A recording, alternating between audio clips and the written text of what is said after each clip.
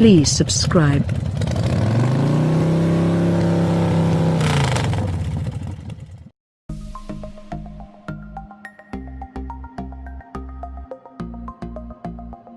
I can't tell you how many times I out in a phase like that when talking cars with my classmates. I wasn't referring to this 2019 Lamborghini Urus, of course. I was a young boy breathlessly describing the LM002, a cartoonishly muscular, square-jawed SUV from the mid-80s.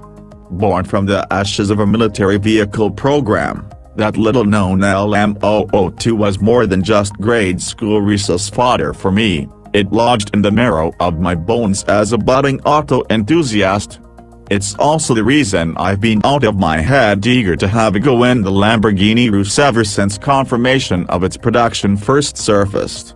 The LM002 may be the spiritual ancestor of the Urus, but the two share not so much as a dome light. In appearance, construction and, indeed, in purpose, they are entirely different animals. Importantly, however, they share the same penchant for brash styling and gloriously indulgent levels of power. If your brain is still having trouble comprehending Lamborghini as anything other than as a super sports car company, you're not alone. But think of it this way, Ferruccio Lamborghini, whose name is on the door, founded the company to build grand tours, powerful, comfortable cars designed to cover long distances at high speeds. As today's sedan and coupe sales continue to erode, high-powered crossover SUVs have stepped up to become today's de facto GTs.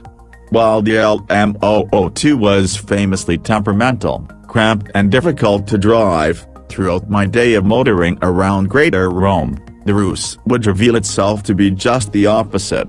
Tractable when called for, it was also suitably manic when its 4.0-liter turbocharged V8 engine was let off the leash.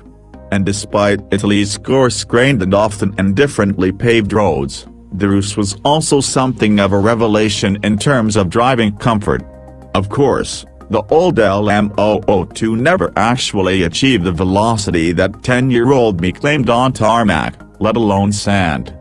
The Lambo hit 0-60 in around 8 seconds, but back then, that was spry for an SUV. Contemporary Range Rovers took twice as long to hit 60 miles per hour thanks to its twin-turbo V8 delivering 650 horsepower and 627 pound-feet of torque. The Urus carries on in that same double-quick spirit. According to Lamborghini, it knocks off the 0-62 sprint in just 3.6 seconds and storms all the way up to 190 miles per hour. If anything, the Urus feels like it could be slightly quicker, and my inner child is pretty darn sure 130 miles per hour on sand is finally within reach.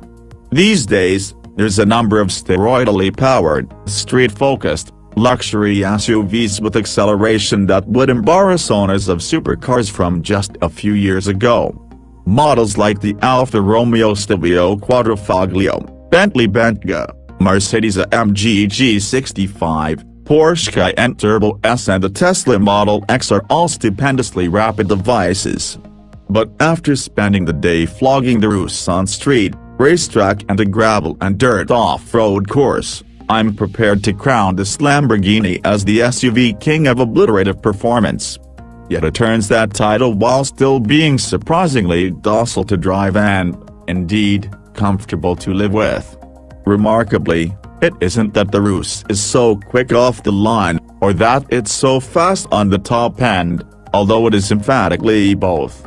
It's the way the Urus handles corners and maintains speed that's shocking.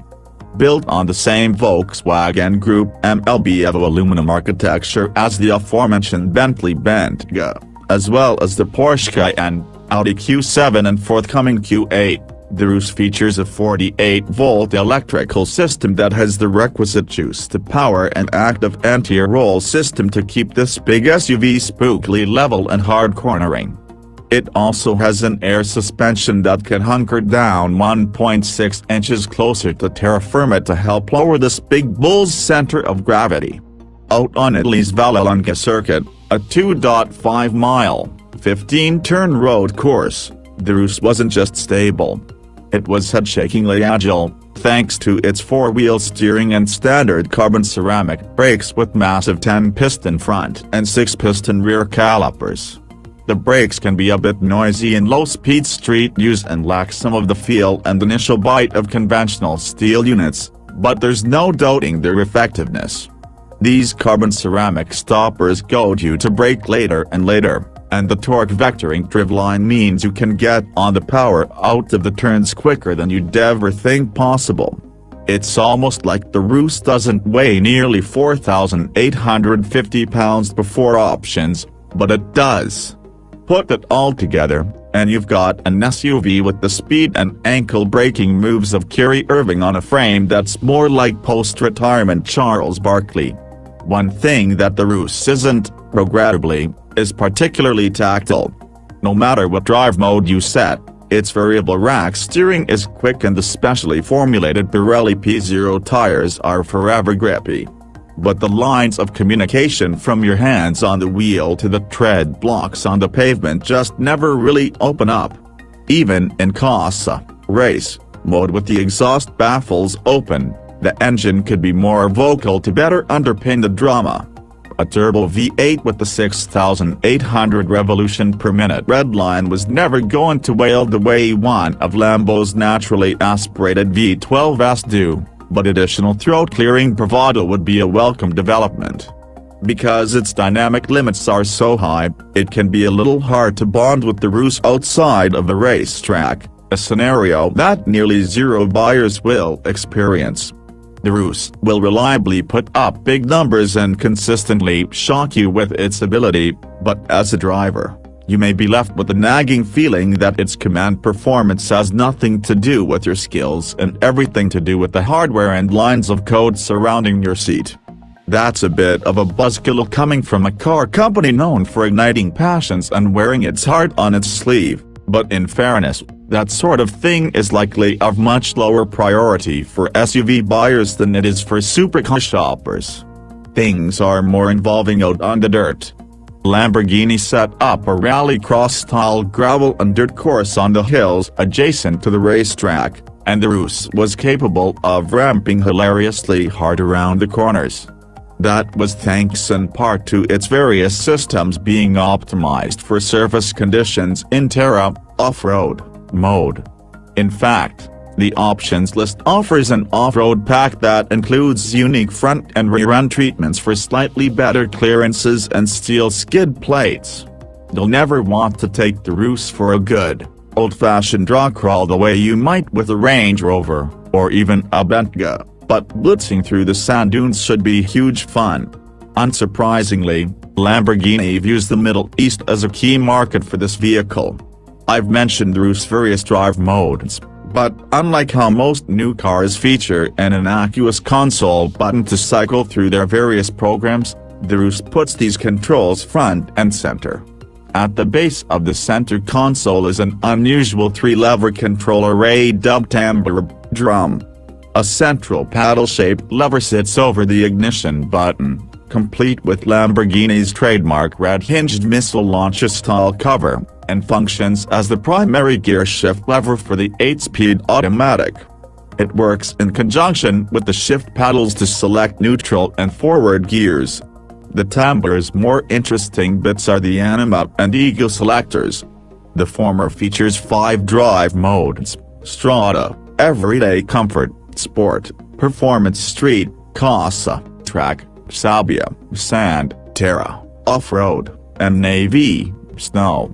They govern everything from steering weight and throttle response to transmission shift schedule, suspension firmness, ride height, traction management, exhaust loudness and the appearance of the digital gauge cluster. The Ego lever, naturally, allows the driver to tailor their own preferences for each and save them in a preset, such as comfort ride, low-effort steering or loud exhaust. There are plenty of Lamborghini design touchstones in the well-appointed cabin, including hexagon vents, batwing-shaped shift paddles and patterned pedal grips. I had the chance to sample several different Urus models, and the cabin feels great. It's a highly customizable environment, with all manner of material colors and finishes available. Just as importantly, the Urus cabin tech handles bang up to date. If that twin touchscreen system looks familiar, it should. It's the setup found in Audi's sparkling new A8, albeit reskinned to have a more Lambo-specific feel. It features crisp graphics and haptic feedback like a smartphone, along with the no-waiting handwriting function and standard Apple CarPlay and Android Auto integration. A 1,700-watt Bang & Olufsen 3D audio system is optional. You can get everything you'd expect in a luxury SUV, including niceties such as a twin-screen rear entertainment system, head-up display, wireless charging, panoramic moonroof, and even customize the contrast stitching and seat belt colors. Another note for the Urus option is a premium 4-seat configuration that ditches the rear middle seat in favor of a pair of buckets with power articulation. Whether you go with the standard rear seat or the more luxurious 4-place setup, the back perches are surprisingly long on legroom and generous of headroom. You might not expect such comfortable rear confines based on the Urus' outside appearance. The tapered roofline makes it seem like it'd be tight back there, but it isn't. Heck, there's even a decent amount of cargo room, a smidge shy of 22 cubic feet with the rear seats up, and over 56 cubes with them stowed. Just like on everyday grocery getters like the Ford Escape, there's an optional kick-to-open function. Advanced driver assist systems don't normally come to mind when pondering Lamborghini, but the Urus isn't your typical Roman candle from Santiago Bolognese. Ergo, everything from adaptive cruise with auto brake to lane keep assist and blind spot assist is available, along with a 360-degree camera, auto high beams and night vision. In other words, the Urus is a wholly viable everyday driver, a Lamborghini model that could easily see 10,000+ miles of annual use, instead of a couple thousand clicks worth of Sunday drives like a typical Aventador. The Urus may start at $200,000, but Lamborghini officials tell me they expect customers to spend around $20,000 in options on average. Picking through the model's online configurator, it feels like it would be dangerously easy to double that figure. Despite that being around the same cost as 4 years of tuition at Harvard, that oddly doesn't strike me as unreasonable in the rarefied air in which ultra-premium SUVs roam.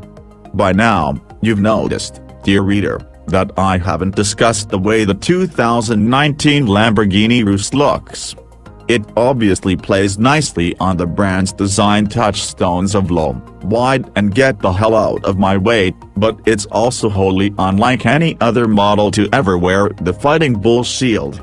Style is a subjective matter, and while I really like the Urus' overall stance and proportions, I find some of its details overwrought. Particularly the body color tuning fork-like extensions into the front air intakes and the fake fender vents. Why does a high-dollar, high-performance piece of unassailable pedigree really need to succumb to artifice? Take that thought with a grain of salt. I am clearly not this vehicle's target demographic, and I strongly suspect Lamborghini will sell every Urus it can mint in short order. Indeed, production for the first year is all but sold out, and Lamborghini expects the Urus to immediately double its production totals from last year. About 3,500 units are expected in year one, and thus far, about 68% of pre-orders are from new customers. Those fortunate souls will be getting a very, very good vehicle. One last thing. Even if you still can't wrap your head around any sort to Lamborghini SUV, be it an LMOO Tour and Urus, take comfort in one very important fact. The Urus' success will almost single-handedly bankroll the company's commitment to future super sports cars, including Lamborghini's nascent electrification efforts. That, friends, is worth celebrating.